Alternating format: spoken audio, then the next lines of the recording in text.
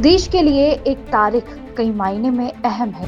एक तरफ प्रधानमंत्री नरेंद्र मोदी का जन्मदिन और भगवान विश्वकर्मा जयंती जैसे बड़े पर्व का जश्न मनाया जा रहा है। सड़कें सजी हैं, करोड़ों का खर्च हुआ है, भाषण है, आयोजन है, सेवा और स्वच्छता के दिखावे के कार्यक्रम भी है।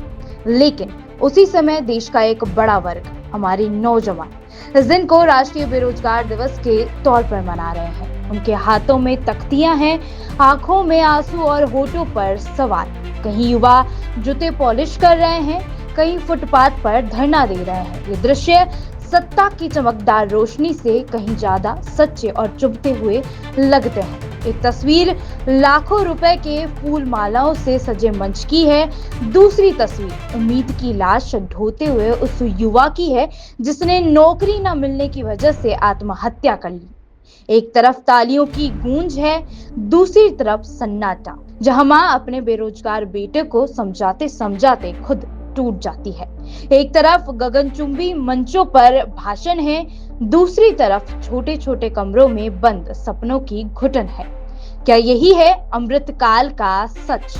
युवाओं का कहना है कि जिस पैसे से ये भव्य जश्न मनाया जा रहा है, अगर उसी का कुछ हिस्सा भी रोजगार सृजन में लगाया जाता तो करोड़ों घरों की जिंदगी बदल सकती थी।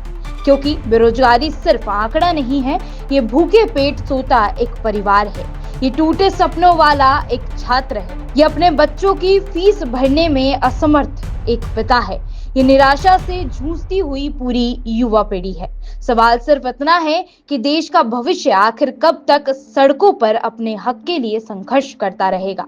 कब तक युवा पर्चियों, भर्तियों और रिजल्ट का इंतजार करते करते बूढ़े हो जाएंगे? कब तक सत्ता सिर्फ जश्न मनाएगी और जनता सिर्फ संघर्ष करेगी? युवा शक्ति ही राष्ट्र की रीढ़ है। इसी शक्ति से देश का वर्तमान बनता है और भविष्य संवरता है। लेकिन जब यही शक्ति बेरोजगारी की आग में जल रही हो तो सत्ता का हर जश्न खोखला लगता है। देश हित इसी में है कि उत्सव का शोर कम हो, समाधान की आवाज तेज हो, दिखावे की सेवा नहीं वास्तविक अवसर दिख जाए, जश्न की चमक नहीं रोजगार की रोशनी फैल जाए।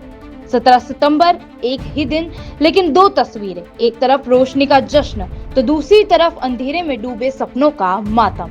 इतिहास याद रखेगा कि जिस दिन देश सत्ता के उत्सव में डूबा था, उसी दिन युवाओं ने इसे राष्ट्रीय बेरोजगार दिवस कहा।